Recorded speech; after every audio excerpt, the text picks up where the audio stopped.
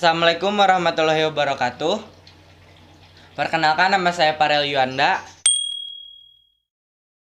dari kelas 10 IPA 3. Tujuan videonya ini dibuat adalah untuk memenuhi tugas sejarah. Saya di sini akan menjelaskan Kesultanan Islam di Nusantara yang berada di Pulau Sulawesi, khususnya Kesultanan Goa. Kesultanan Goa adalah salah satu kerajaan besar dan paling sukses yang terdapat di daerah Sulawesi Selatan. Rakyat dari kerajaan ini berasal dari suku Makassar yang berdiam di ujung selatan dan pesisir barat Sulawesi bagian selatan. Wilayah kerajaan ini sekarang berada di bawah Kabupaten Goa dan beberapa bagian daerah sekitarnya.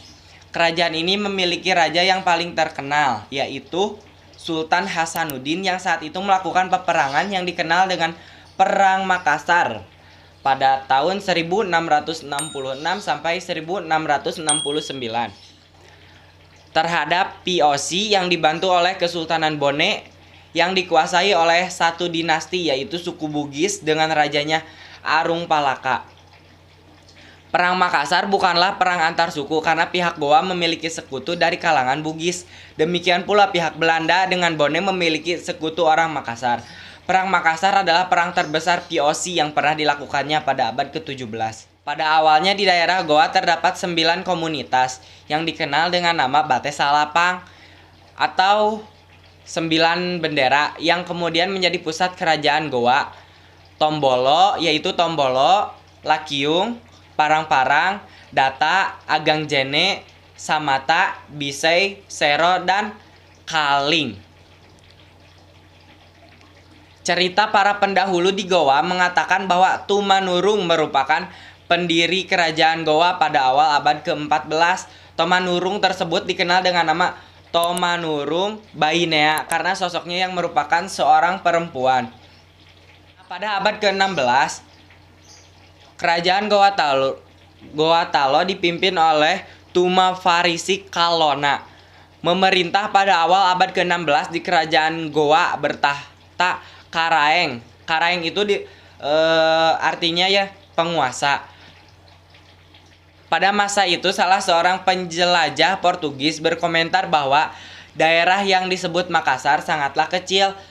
Dengan melakukan perombakan besar-besaran di kerajaan, Tuma Farisi Kalona mengubah daerah Makassar dari sebuah konfederasi antar komunitas yang longgar menjadi sebuah negara kesatuan Goa. Dia juga mengatur penyatuan Goa dan Talo, kemudian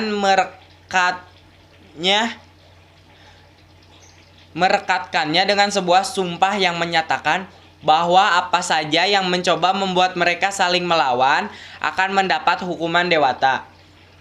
Sebuah perundang-undangan dan aturan-aturan peperangan dibuat dan sebuah sistem pengumpulan pajak dan bea dilembagakan di bawah seorang syah bandar untuk mendanai kerajaan. Begitu dikenangnya raja ini sehingga dalam cerita pendahulu Goa, masa pemerintahannya dipuji sebagai sebuah masa ketika panen bagus dan penangkapan ikan banyak. Dalam sejumlah penyerangan militer yang sukses, penguasa Goa ini mengalahkan negara tetangganya termasuk Siang dan menciptakan sebuah pola ambisi imperial yang kemudian berusaha ditandingi oleh penguasa-penguasa setelahnya pada abad ke-16 dan ke-17. Kerajaan-kerajaan yang ditaklukkan oleh Tuma Farisi Kalona diantaranya adalah Kerajaan Siang serta Kesultanan Bone, walaupun ada yang menyebutkan bahwa Bone ditaklukkan oleh Tunifalanga. Setelah Tuma Farisi Kalona dilanjutkan oleh Tunifalaga Ulaweng. Tunifalaga dikenang karena sejumlah pencapaiannya seperti yang disebutkan dalam kronik Goa. Di antaranya adalah 1. Menaklukkan dan menjadikan bawahan Bajeng, Lengkese, Polombangkeng, Lamuru, Sopeng, berbagai negara kecil di belakang Maros, Wajo, Supa, Sawito, Alita, Duri, Panaikang, Bulukumba, dan negara-negara lain di selatan dan wilayah pegunungan di selatan.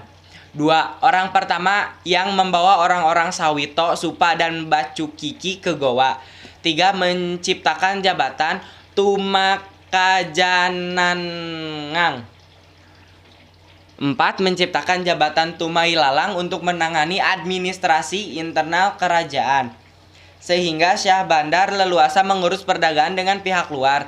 5. Menetapkan sistem resmi ukuran berat dan pengukuran. Nah, jadi itu adalah pencapaian Tuni Falaga Ulaweng.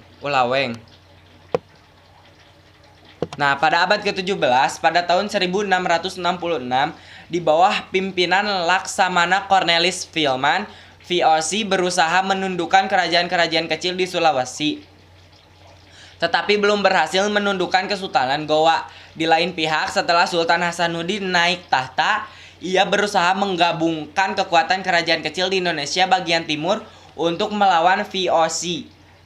Pertempuran terus berlangsung. Company menambah kekuatan pasukannya hingga pada akhirnya Goa terdesak dan semakin lemah, sehingga pada tanggal 18 November 1667 bersedia mengadakan perjanjian Bungaya di Bungaya.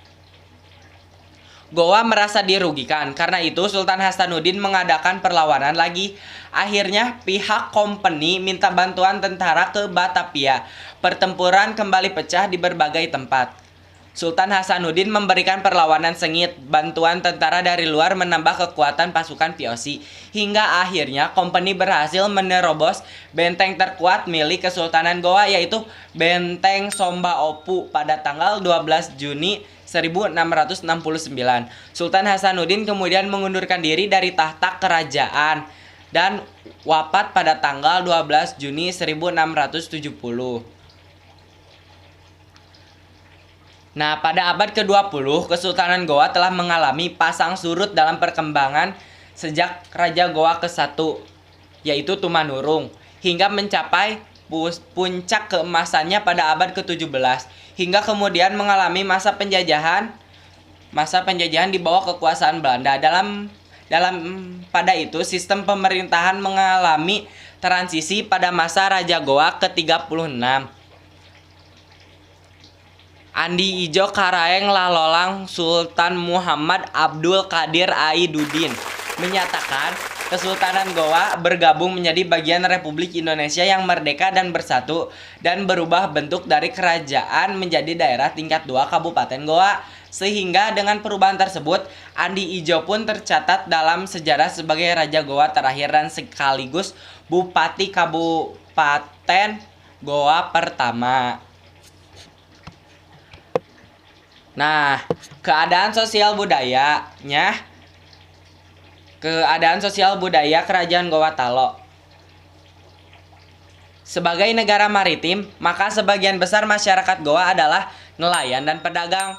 Mereka giat berusaha untuk meningkatkan taraf kehidupannya. Bahkan tidak jarang dari mereka yang merantau untuk menambah kemakmuran hidupnya, walaupun masyarakat Goa memiliki kebebasan untuk berusaha dalam mencapai kesejahteraan hidupnya. Tetapi dalam kehidupannya mereka sangat terikat dengan norma adat yang mereka anggap sakral. Norma kehidupan masyarakat diatur berdasarkan adat dan agama Islam yang disebut Pangadakang. Dan masyarakat Goa sangat percaya dan taat terhadap norma-norma tersebut. Di samping norma tersebut, masyarakat Goa juga mengenal pelapisan sosial yang terdiri dari lapisan atas yang merupakan golongan bangsawan dan keluarganya disebut dengan anak karung atau karaeng, sedangkan rakyat kebanyakan disebut maradeka dan masyarakat lapisan bawah disebut dengan golongan ata. Dari segi kebudayaan, maka masyarakat Goa banyak menghasilkan benda-benda budaya yang berkaitan dengan dunia pelayaran. Mereka terkenal sebagai pembuat kapal. Jenis kapal yang dibuat oleh orang Goa dikenal dengan nama Pinisi dan Lombo. Kapal Pinisi dan Lombo merupakan kebanggaan rakyat Sulawesi Selatan dan terkenal hingga ke mancanegara. Mungkin sekian yang dapat saya sampaikan untuk video kali ini.